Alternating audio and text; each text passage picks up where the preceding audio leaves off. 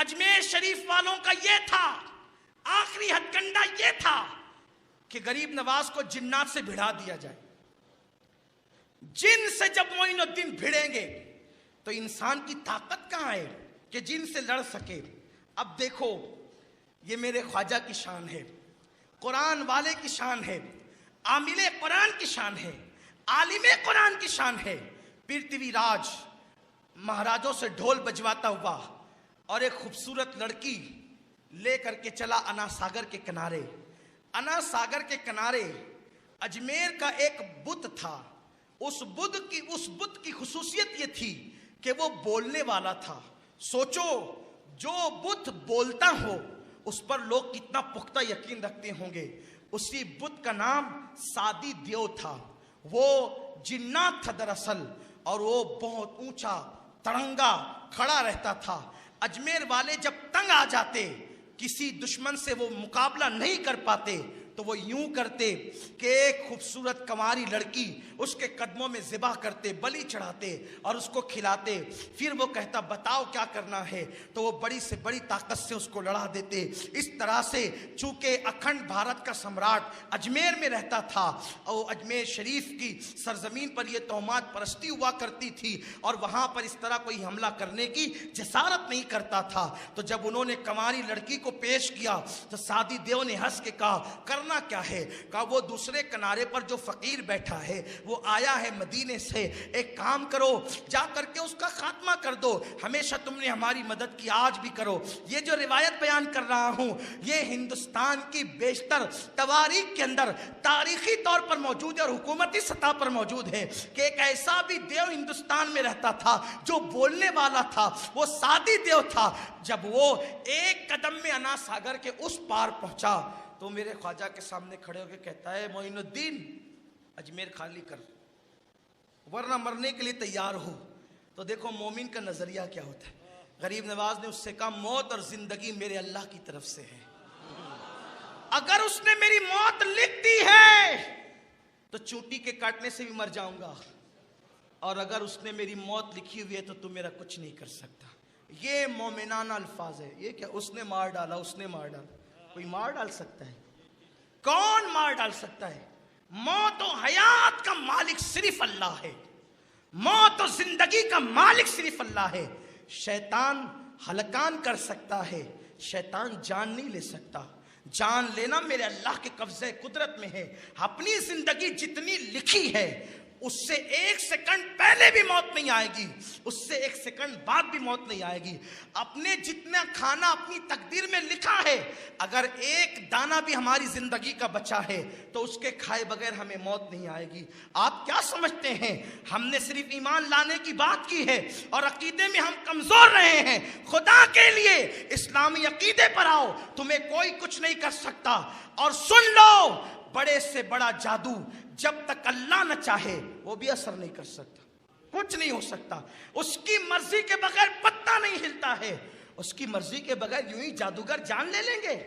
नहीं। अपना यकीन पुख्ता करो अल्लाह पर, उसके रसूल पर एतमाद करो, औलिया अल्लाह से निस्बतें मजबूत करो। तो जाते जाते इख्तिताम पे यही पैगाम देना था कि उसने जब काज में छोड़ दे मोइनुद्दीन वरना मरने के लिए तैयार हो जा। फरमाया कि जिंदगी और मौत का मालिक मेरा अल्लाह है, अगर मौत लिखी है तो आएगी और नहीं लिखी है तो तू कुछ नहीं कर सकता। उसने कहा मैं तुम्हें चुटकियों में मसल दूंगा। मेरे ख्वाजा ने कहा लड़ना हमारा मिजाज नहीं है, लेकिन लड़ने पे आते तो छोड़ते भी नहीं ना। गरीब नवाज करबला वाले का शहजादा, वहां कौन टिक सकता है? किसमें ताकत है टिकने की?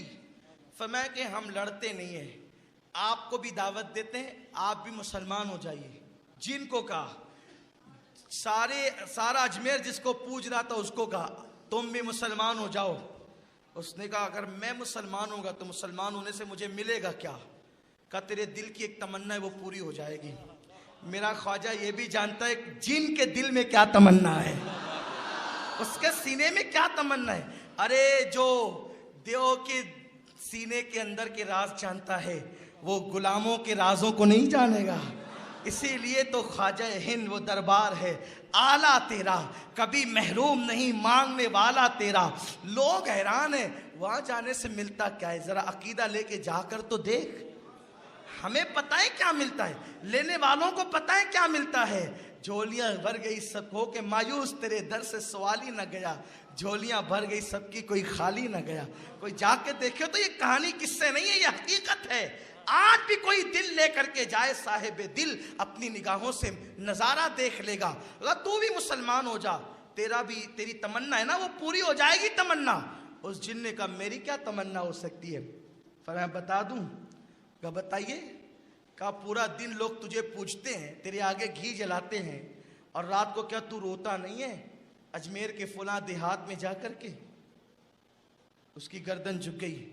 कहा तेरी एक माशुका है, अजमेर के गिरदो नवाह में एक बुत खाना है, वहां संगमरमर की एक औरत की मूर्ति है। उस मूर्ति पर तेरा दिल आ गया, तू उससे प्यार करता है, और तू उसका हाथ पकड़ पकड़ के कहता है बोल ना, मुझसे बात तो कर, मुझसे बात तो कर, ओ मेरी महबूबा मुझसे बात तो कर। वो तुझसे बात नहीं करती ना, यही तेरे दिल की तमन्ना है ना। तू जिस दिन मुसलमान होगा उस दिन वो तुझसे बात करेगा। क्या बात करते हैं? कहा वो करेगी, पढ़ कलमा। ये सारी बातें वो पीछे के लोग सुन रहे थे।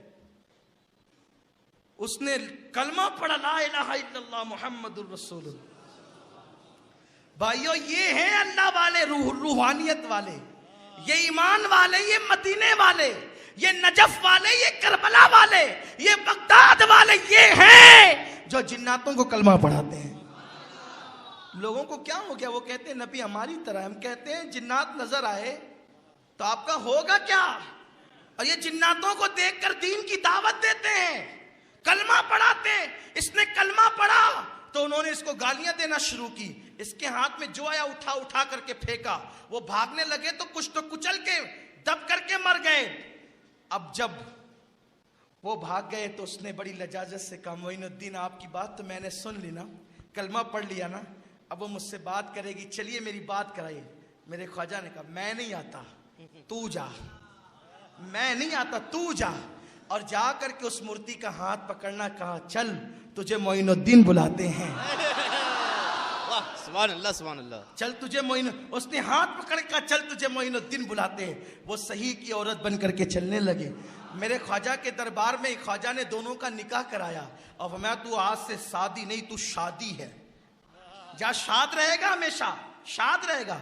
और मेरे ख्वाजा ने उस जिन को खिलाफत भी अता फरमाई। ये शान है अल्लाह वालों की, तो इनसे निस्बतें उस